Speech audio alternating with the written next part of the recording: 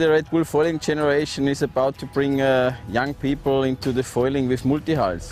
The concept is to launch an international race, having young people sailing in each country on the same type of boat against each other, where the age limit is between 16 and 20 years. And then all the winners can compete against each other in a world final. It's a knockout series, 4 boats on the starting line.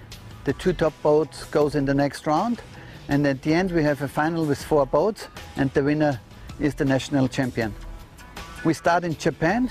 After Japan we go to England, then to Italy, Sweden, Denmark, Russia and to France. These are the first 7 stops for 2015.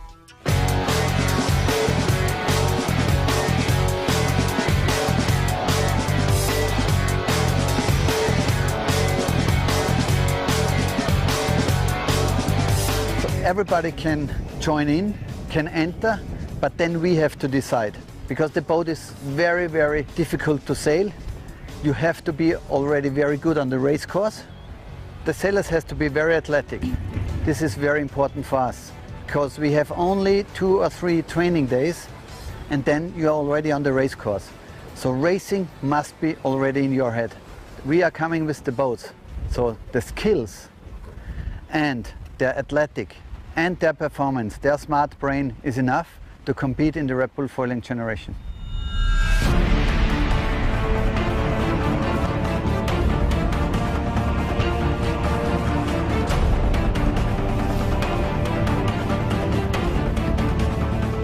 Young sailors can come to the program, start in the Red Bull foiling generation, and then it continues with the Red Bull Youth America's Cup, with the Red Bull Extreme Sailing team, and at the end also with the America's Cup. We coach them, we're mentoring them, and we look for the best people in the world.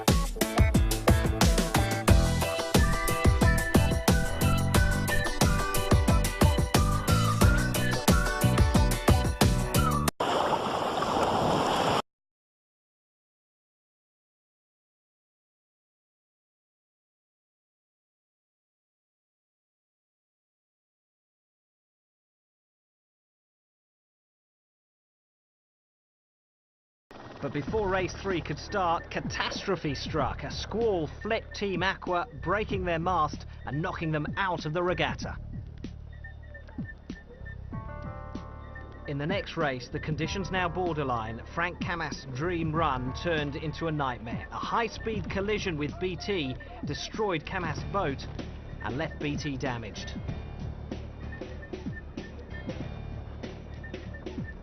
Alinghi narrowly missed being caught up in the carnage, marching on to finish third in race 3. Team Origin were Solent's next victim, capsizing in race 4, as did James Spithill. Oracle's luck had taken a turn for the worse, both boats shattered by the end of the day's 4 races.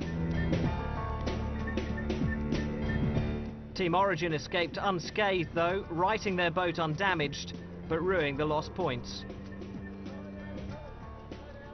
Alinghi, ever consistent, finished first in race 4, meaning they emerged as the day's leaders. The day had turned from dream to disaster for Oracle, but they weren't the only team licking their wounds. There was work to be done back on shore.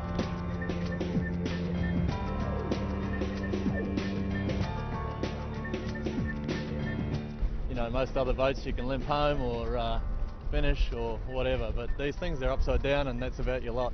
You come back with your tail between your legs. I think it surprised a lot of the guys. They were still thinking it was just a little more than it had been, but it was quite a bit. When we arrived at the top mark, Alinghi was starboard and we have 2 bear away to pass behind Alinghi. And all the carnage at the weather mark was just that far behind us. So we touch with a big speed BT.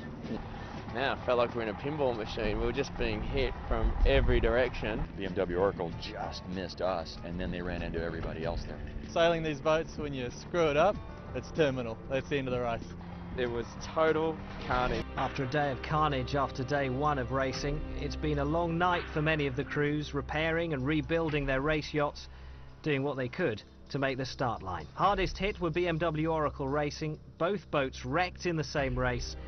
But there were no thoughts of giving up, hiring a replacement boat for Camas and replacing Spithill's mast with the one from Camas' shattered boat.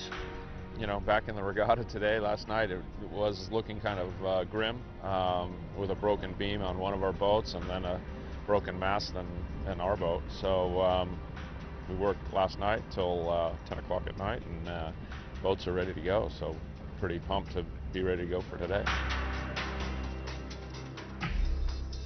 Yeah, we're looking good. It's 9 in the morning now. We've been up most of the night. Basically, the core, which is between the 2 laminates on the hull, had soaked up lots of water. So we had to effectively dry that out and grind out all the wet stuff before we could make a repair. So that's what's taking the time,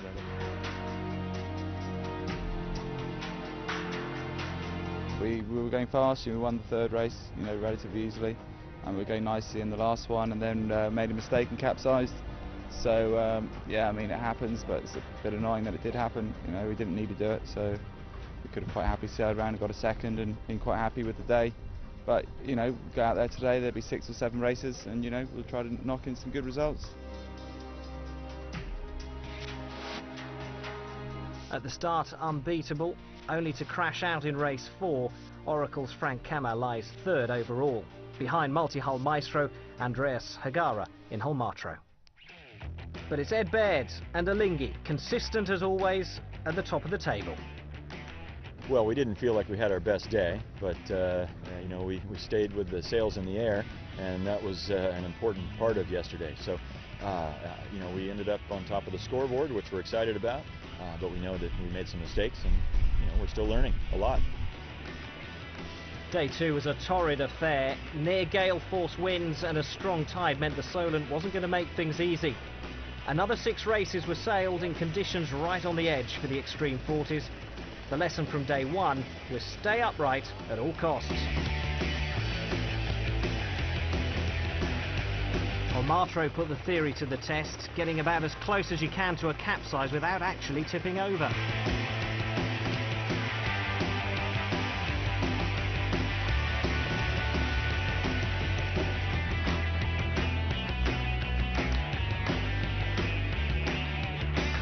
When it happened, we were out of control.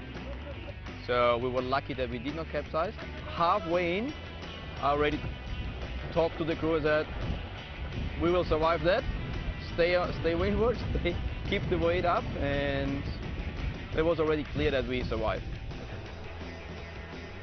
By the end of the day, Alinghi had cemented their position on the top of the table, taking 3 wins out of the 6 races, while Hagara's Holmatro clung to a 1-point lead for second, the competition piling up behind them.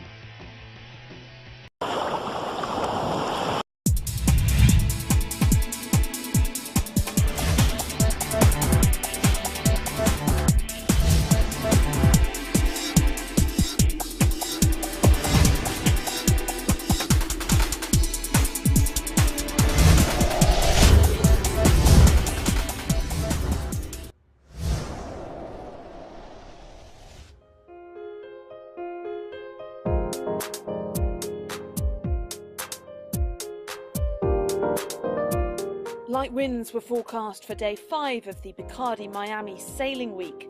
Given the conditions, it looked touch and go to whether racing would take place, with the crews itching to get out onto the blue waters of Biscayne Bay.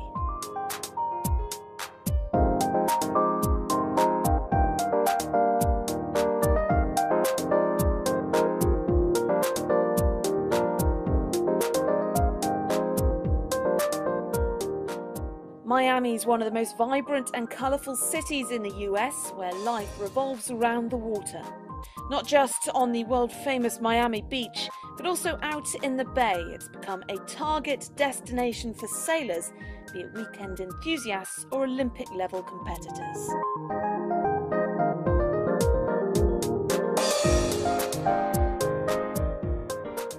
Bacardi Sailing Week has been known for high quality sailing for many years.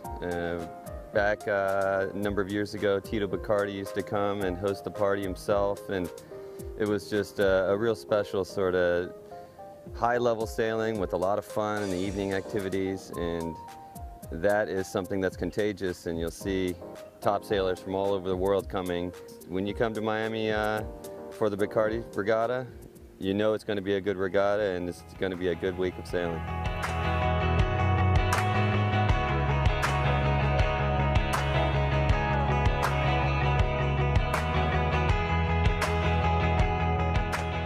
As a multiple world champion, Bill was the US Rolex Yachtsman of the Year in 2011. This week he's aboard the J70 Mexican boat Fajito. Leading the fleet heading into Friday, they struggled with the light conditions and dropped down the leaderboard to 3rd. The Italian team Calvi Network took advantage with a solid performance which took them into the lead.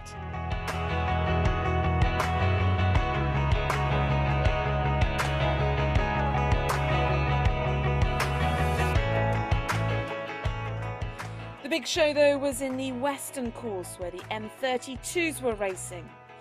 The Danish boat Trifork and American team US1 looked to be having an intense battle at the front of the fleet.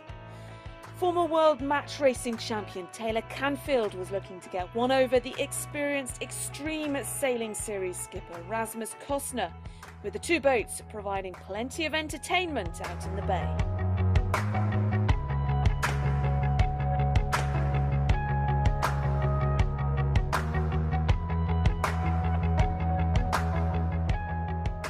In the 2 smaller classes, the Viper 640s and the VX1s, things remained very close at the top. Canadian Brad Boston on Jackpot was over the line in the first race, but he fought back to save the day to sit safely in the leading position.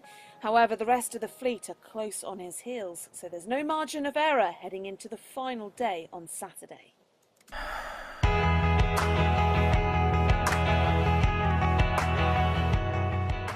Yeah, tomorrow's going to be really hard, but I mean, our feeling always, we've had some good success in the class. Jackpot has been a lot of fun for Lee, Eric, and I, and here we have Nick Sam with us. But our attitude always is just go out and sail as fast as we can and try and make as few mistakes as possible. Well, Saturday is D-Day for all the crews, where the overall winners for each class will be decided. The forecast looks good with decent winds predicted, so we're in for a cracking final day. Join us then.